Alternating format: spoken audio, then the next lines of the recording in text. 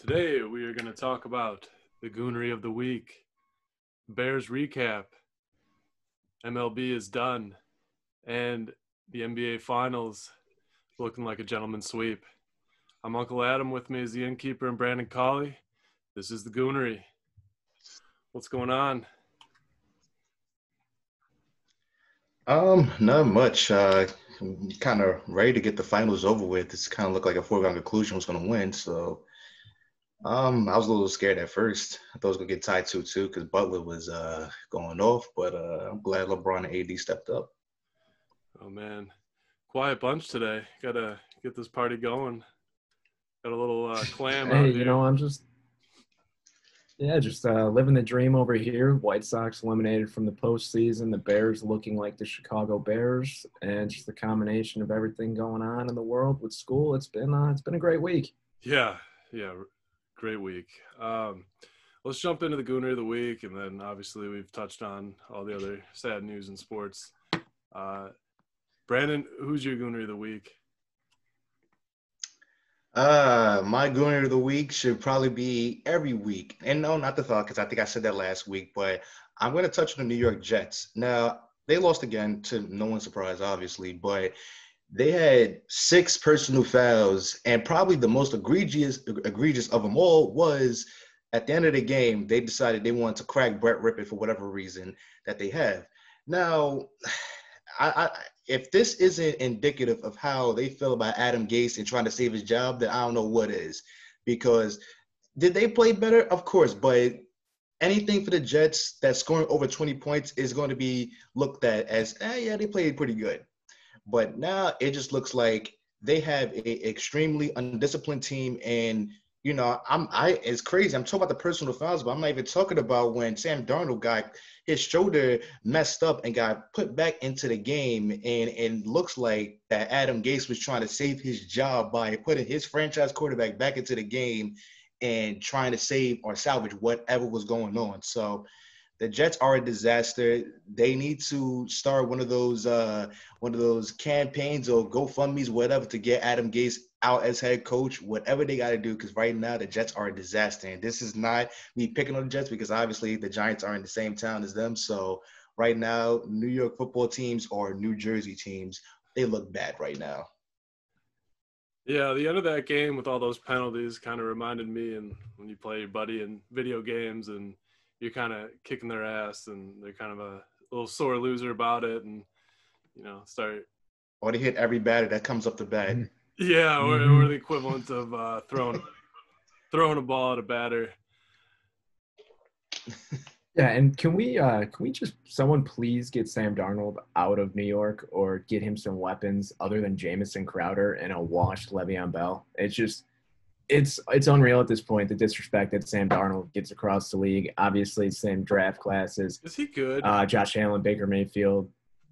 I think he's very good. I think he's an extremely talented quarterback who it's going to take either Adam Gase getting fired or his option not getting picked up and going to a different organization and really just transforming his career, because I think he's an incredibly talented quarterback. Yeah, I saw an article that was like, oh, Sam Darnold could go to the Bears next year. I wouldn't hate that. I would not hate that one bit. I wouldn't hate it, but I wouldn't like it either. Like, I agree. I was one of those people that said that Sam Darnold was going to get scapegoated for Adam Gase just being a crap head coach that we know he is.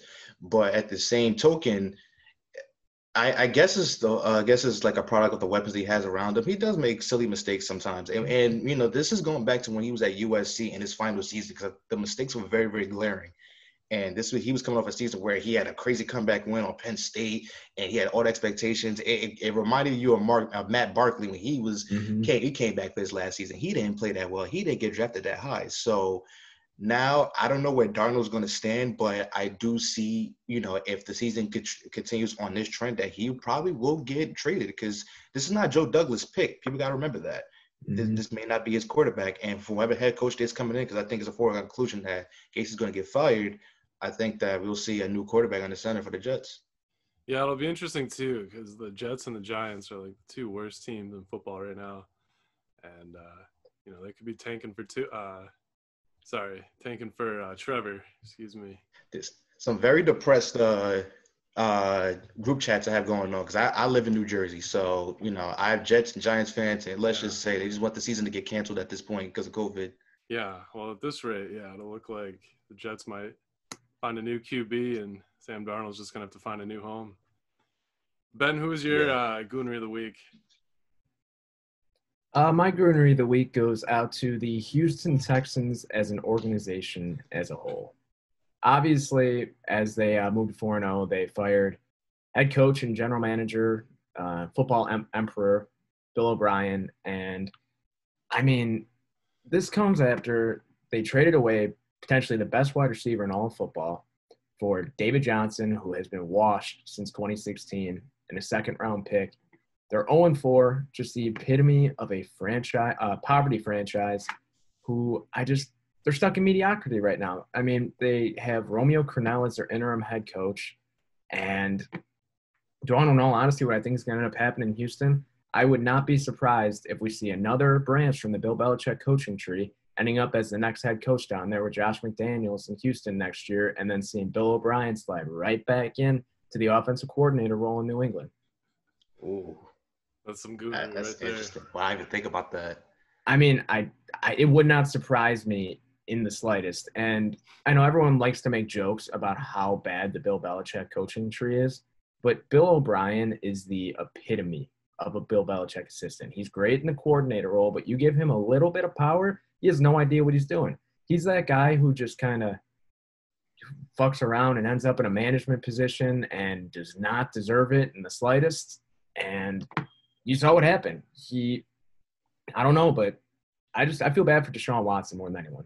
He's struggling definitely with his lack of weapons out there, no offensive line, and I bet he wishes he's playing for the Bears right now. Honestly, it can't get worse than Houston right now, and truthfully, I would take the Bears' weapons over the Texans' weapons any day of the week. But we're gonna get into the whole Bears' weapons aspect because you got some things to talk about. I'll challenge that. I feel like the Texans can kind of bounce back from this. They had a pretty tough schedule to start the year, and unfair too because they got a pretty gauntlet in the first 3 games. Yeah.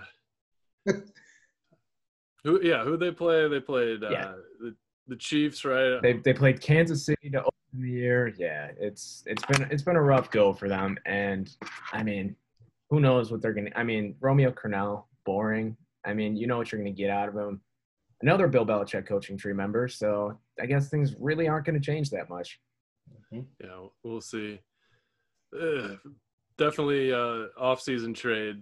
Goonery of the off-season is getting rid of Hopkins there for washed-up David Johnson. And the cap situation didn't seem like it even saved you that much. So it's, I don't know. We'll see. For me, I caught the tail end of that Rams and Giants game, and there was some goonery going on there. Looked like Jalen Ramsey just completely blew up Golden Tate, and that led to some tempers boiling over at the end of the game. You guys catch that? Yeah. Oh, I caught it, and let me just say this. If I was Golden Tate, I would do the exact same thing he did. You're not going to leave my sister, who you have 2 kids with, for a stripper and think that everything is going to be cool. And he even said on Twitter, he's going to have to see me. And I'm glad he did, because that's a real douchebaggery thing to do. So I don't blame him. And, all power to him, because Ramsey, he's a bad guy for that. And he deserves whatever he got. No, I'm going to have to agree with you. I mean, I think that Jalen Ramsey's one of the biggest pricks in the league, regardless, for how he's calling people out left and right. But, I'm getting like major Tony Soprano vibes from Golden Tate with this. Doesn't have to be super close with his sister per se, but it's always going to be breathing down her neck about who she's fucking around with. And, I mean, hey, Jalen Ramsey screwed her over here. Let's not beat around the bush. It's a fucked up move. And I think it's hilarious that – not even hilarious, just crazy that not only did they square up at the 50-yard line, they met each other outside the locker room after the game and beat the shit out of each other. So, and I'm just amazed that there's not a video of that floating around somewhere. Yeah, it's the Joe Judge difference of the Giants that he swore he's gonna bring, and we ain't been seeing jack shit. And truthfully, it annoys me because all the hot stuff he was talking in the offseason, and his team looks like straight garbage right now. And it's crazy because Pat Sherman even had this team looking bad at this point of the season last season. But Joe Judge doesn't do anything for this team. And everyone was just blessing the hype because he's saying all these football cliches and all this other stuff. He's a fraud. He's a fraud. And I understand his roster isn't good, but like he said a couple of football things people call nowadays, and it's like, oh my God, this guy's the future. Like, no, stop it. Hey, another member of the Bill Belichick coaching tree. Another one. How deep does this go? And Nick Saban to that too. Yeah. Oh. Uh-oh. Got it. It's the Bill Belichick takeover.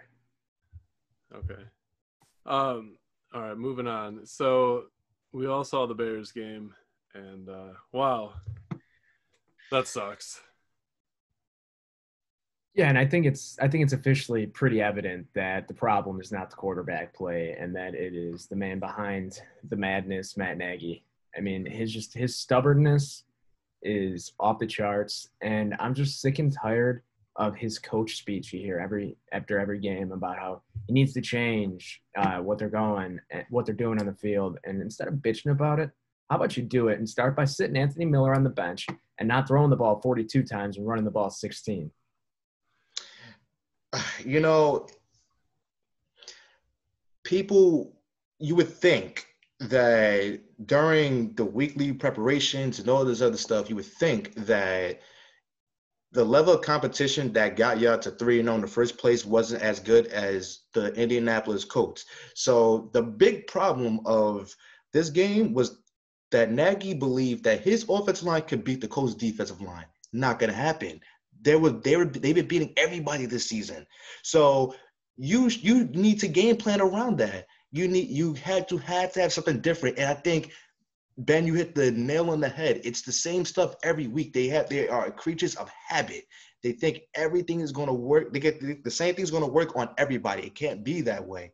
And that's why everything just looks so lethargic. Everything looks just I've seen a lot of bad Bears games. I've watched the Brian Hoyers and the Matt Barkleys and the Mike Glennons, and even then, the play calling wasn't as bad as what Nagy did this past Sunday. It was horrible, and I just hope that this is a wake-up call. But then again, it just seems like this is the same thing we get every single time, and that it doesn't make me feel good about the Tampa Bay game tomorrow at all. And you just hope that Nick Foles can just be, Nick Foles from the same guy that was facing Tom Brady in 2017, I believe. But outside of that, it looked horrible. Yeah, and I mean, the entire game, they were playing like they were down, chasing 2, 3, 4 scores the entire time with their offensive play calling, how often they were throwing the football, and they lost by 8. That felt like it was a blowout from start to finish, and They lost by 8 points. There's no reason to abandon the run like that when you're down a single score. And Matt Nagy I'm sick of it. I'm sick of the gadget plays. I'm sick of him saying guys like Cole Kmet need to be utilized instead of getting only 15 snaps. Like, come on. If you think he needs to be utilized, keep him on the field. And then one other thing is that his reluctance to keep Anthony Miller off the field is driving me insane. The production has not been there from him. Darnell Mooney has been playing extremely well, and Anthony Miller is still out-snapping him. You know who Anthony Miller reminds me of? Someone who could be a really good player but could also be extremely frustrating. He's actually a teammate of Anthony Miller. That's Ted Ginn Jr., a guy that can make big plays, but he'll also cost you some big plays too. And it's so sad because I really, really want to like Anthony Miller. He can be such a good player, but it seems like he checks himself out of so many games, and it's just beyond frustrating. And on top of, with going with the same topic, what the hell is going on with Robert Quinn? Barkevius Mingo had more snaps than him. James Waters had more snaps than him. I don't know if he's still injured and they just have him out there just to have him out there, or he's just struggling. But if he is indeed hurt, that's, keep him out. But if he's underperforming that bad to where you have Waters and Mingo starting over him, that's not good at all. And this is a team that desperately needed pass rushing when Leonard Floyd left, where he just didn't do much. Now it just looks really, really bad that he's not getting the snaps that these guys are getting. Yeah. Well, was the conclusion of that game the result of the Bears are just, complete mess, or the Colts are just really good? You see, I think the Colts are a very good defensive team. They're playing with a very old and very washed Phillip Rivers, and they're able to run the football behind one of the best offensive lines in the league. That being said, I think the Bears are just such a dumpster fire internally because of Matt Nagy. It's crazy. I mean, I don't know if you guys follow Kyle Long on Twitter at all, but I'm sure, even if you don't, I'm sure you saw his tweets throughout the game. Yeah, he was a little drunk, I'm assuming, but telling the truth about Matt Nagy. And what tweet stood out to you most? He was basically – pardon? You cut out a little bit. Oh, might be. I was like, what tweet stood out to you the most? I think it was just the ones – like he sent one along the lines of just like laughing and saying, God, this is so like I wonder what he's saying to the guys in the locker room right now to get them fired up for the second half. I'm sure it's really going to speak to them. Like something along those lines, just dumping on like Nagy's ability to get the team to rally behind him. And it's crazy because Nagy doesn't seem like he's a bad leader. It's just that his creature of habit. Like that's his biggest problem. And I feel like there's a lot of games where you see like the flashes, so like he's gonna keep going with that. But then again, that's also an issue too, because not for nothing, this team should probably be maybe 1-3 or possibly 0-4. So I think, and he even spoke to it that quarterback play has to be good for all four quarters, and yet he's done absolutely nothing to help them out. So which one is it? Yeah.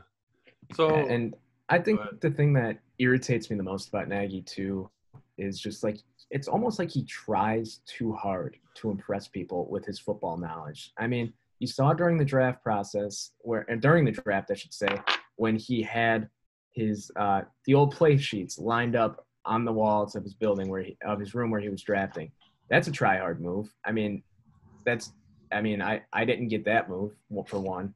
And it just, God, I said it already, but the coach speak from him. It's just the same thing over and over and over again. And nothing's going to change because the Bears have a winning record and the McCaskies are the McCaskies. Also, one thing I think, I just imagine him just watching Chiefs games and be like, damn, I want to be like him. I want to be like Andy Reid. What can I do to be like Andy Reid? Well, first, get yourself a Patrick Mahomes, then maybe you can talk about being Andy Reid. Because other than that, you're not gonna do the same crap that Reid's doing. Sorry. Yeah, what's your guys' predictions for tomorrow night's game? Thursday. Well, Thursday I don't know. Right now, it's going to be difficult. I mean, we're complaining about how the Bears are shying away from establishing the run, and they have a Tampa Bay team who's currently second in the league in rushing defense. So I'm sure that means we'll run the ball about 15 times, then just completely give up on it. And I don't know. I mean, Chris Godwin's not playing, so that gives, again, Mike Evans is questionable. Secondary obviously going to have a little relief in that regard, but I'm not confident. Brady's coming off a 370-yard, 5-touchdown game, never lost to the Bears in his career, but he's never played the Bears with Nick Foles, so who knows? I'm going to flat out say it. We're going to lose tomorrow. Ooh. It's going to be a 23-14 score. Then the 14 is probably going to come when it's going to be about a minute 50 left in the fourth quarter, because our offense is not going to do anything against this team. And the crazy thing is the defense for the Buccaneers is above average, but you just don't expect the Bears to do much because they're just on a short week preparing with who's at the helm, the head coach. You just don't really trust what they can do. So I'm not going to sit here and try to be all homerisms and all this other stuff, we're gonna lose tomorrow, and I've already accepted it. The team needs some Yeah, and consistency, and the only consistency they're getting is boneheaded plays by Matt Nagy.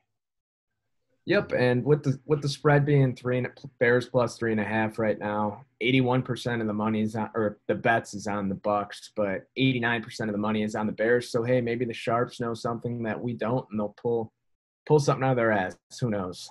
I hope, because even if the season doesn't go too well, the fact that we beat Brady once in his career would be beautiful. It don't matter what uniform he's wearing. We'll see. All right, moving on. Baseball is officially over if you're a Chicago baseball fan. Brief moment of silence is kind of just sad. Both teams kind of didn't really do much. Just kind of leaves a sour taste in my mouth. Was hoping we get some good playoff action. I don't know how you lose to the Marlins if you're. Looks like David Ross kind of made some questionable decisions, leaving Hendricks in after giving up 2 singles. And then the team just fell apart from there. I think the case with the Cubs is a lot different than the White Sox. White Sox are very young team, no playoff experience for the most part on that roster. Meanwhile, the Cubs, I mean, you've seen what's been going on with the Ricketts and Theo Epstein, just completely talking about shaking things up. Theo saying that, something's not right with this core. There has to be some sort of shakeup. There's a lot of great players on this team. It's not working. So a lot of guys potentially going to be taking their talents elsewhere. But it's too bad. I feel like they're just like a relief pitcher or 2 away from, and like one more starting pitcher from. You see, I don't even know if it's that. The last 2 years, that whole team has not been able to hit. There's something going on there. Yeah. And that's what I was going to touch on, because I'm going to take my Cardinal fandom out of this, because obviously I'm happy that the Cubs are out of it. Let me just get that out the way. But how do you have all that talent on the lineup and you're still just not contribute? Did they scored only, 1 run in the series? In 2 games? I mean, listen, the Marlins, they're a very talented team. They got a lot of young arms. They're electric, but this Cubs team is loaded and it's one of those things where I see them struggle against other teams, but whenever I see them as a Cardinal fan on the schedule, I'm just like, man, I'm scared of these guys, because every guy in the lineup, and I mean every guy in the lineup, has the ability to do damage. It just hasn't come, and it's the weirdest case, because after 2016, I'm like, oh damn, we got a dynasty on our hands. These guys they're gonna be riding high off a World Series, and they might just run off maybe another one, or maybe even another one. It has not happened, and it's the craziest thing to me, because like this team is too talented, and now they're just like underachievers at this point. And like I said, they have so many guys right now on that roster who are going to want to get paid. I don't think that any of them really earned themselves a contract with how they played this year. Yeah, you could use the excuse for the shortened Corona season. But, I mean, Chris Bryant barely hit above 200 this year.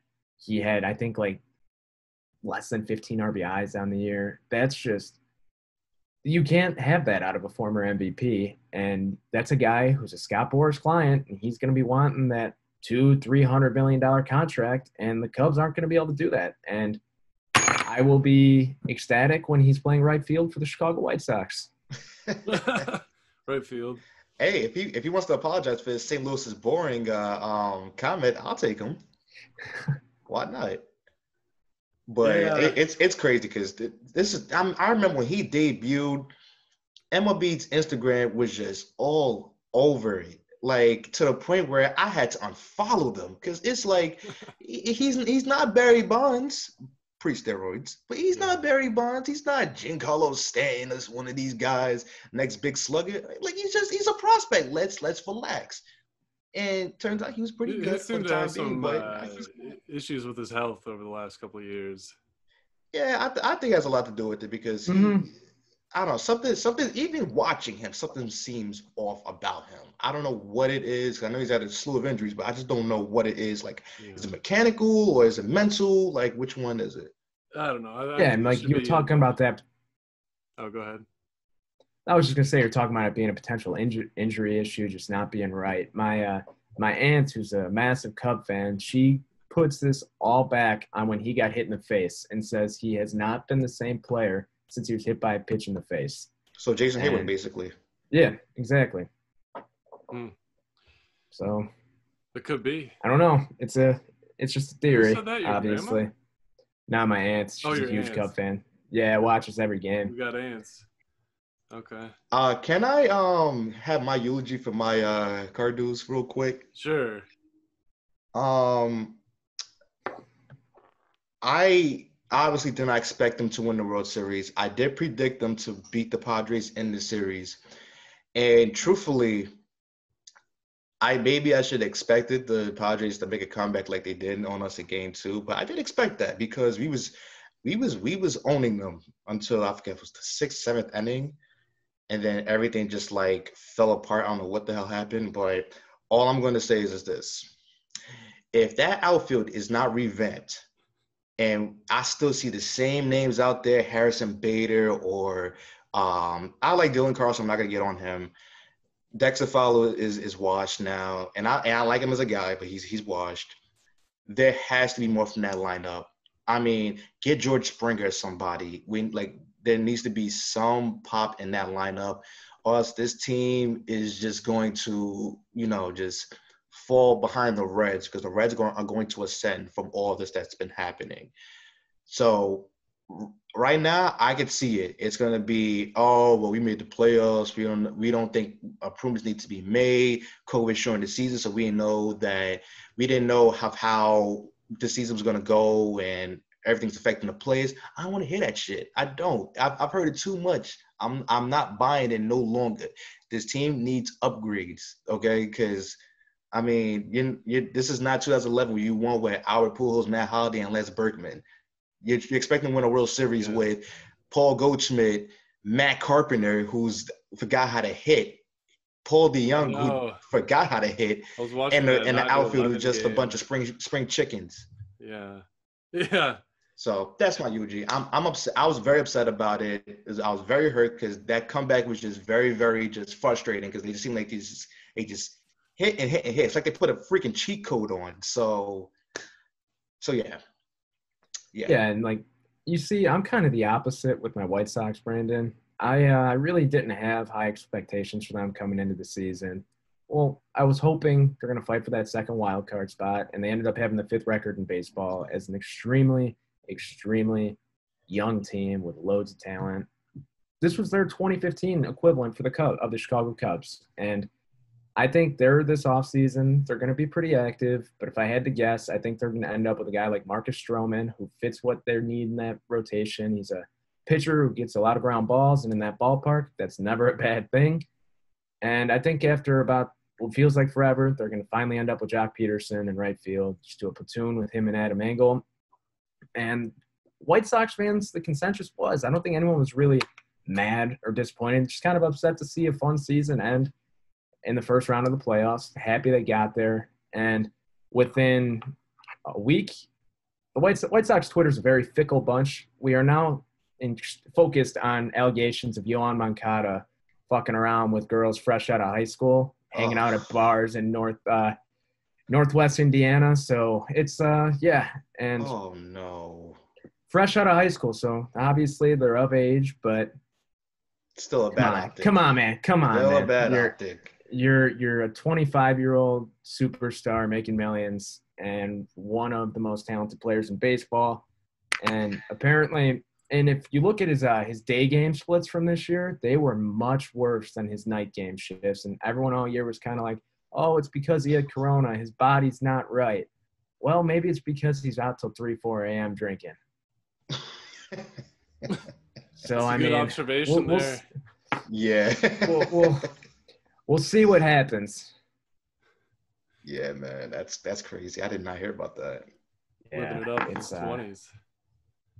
I mean, hey, I'm pretty sure he's a father of 2 right now as well. So if he's not careful, that might quickly become a father of 3. Oh man, who's the football player that has like 9 kids? Is that Cromartie? Philip Rivers. Well, Cromartie does Cromartie, too. yeah. Yeah. Philip Rivers Rivers has as 9 well. kids. He's got a Yeah, lot too, right? yeah, I think he has 8 or 9 kids, and he's very against the use of contraception in any capacity. So, hey, whatever floats your boat, buddy. All right. We got to wrap things up soon. NBA Finals.